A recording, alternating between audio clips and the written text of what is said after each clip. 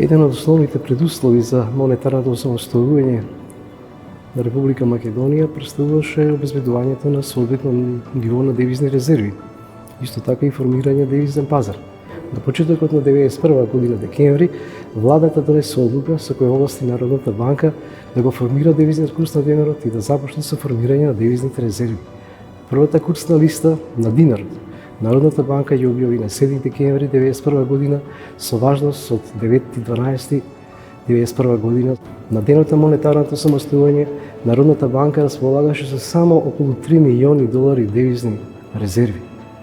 На 27 април 1992 година владата донесе одлука за формирање на курсот на домашната валута и на денот на монетарното самостојување утврди фиксен девизен курс на ниво 360 единици за една германска марка.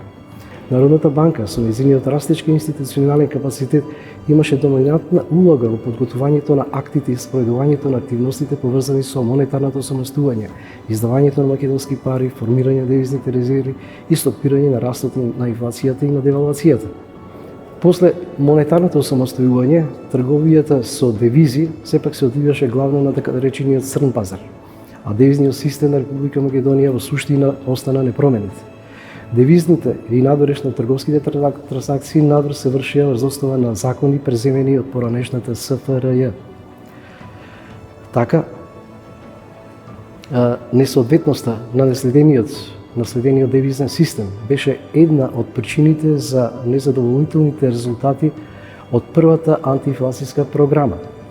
Процесот на воспоставување на девизен систем нов почна на 10 мај 1993 година со донесувањето на Закона за девизно работење. Организацијата и уредувањето на начинот на работата на девизниот пазар и на девизниот систем беа ставени во надлежност на Народната банка. Истовремено, Народната банка донесе повеќе одлуки и упатства со кои беше за прв пат институционализиран и на 18 мај 1993 година започна да работи девизниот пазар.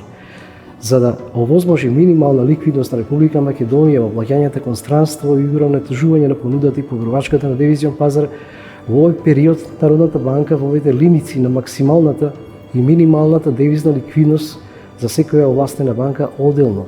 На самиот почеток на институционализирањето на менувачкото работење беа основани стотици менувачници со голем број менувачки места. Заради напредување на девизниот систем, истиот беше реформиран во 2001 година со донесување на нов закон за девизно работење, со кој целосно беа либерализирани тековните, а делумно и капиталните трансакции со странство. Беше возможено девизно кредитирање во земјата и беше либерализирано кредитно задлужување во странство. Врз основа на новата законска рамка, Народната банка во периодот од 2002 година наваму правеше значителни измени во областта на девизното работење, по насока на упредување, зголемување на ефикасноста на инвестицијската улога на Народната банка на девизниот пазар.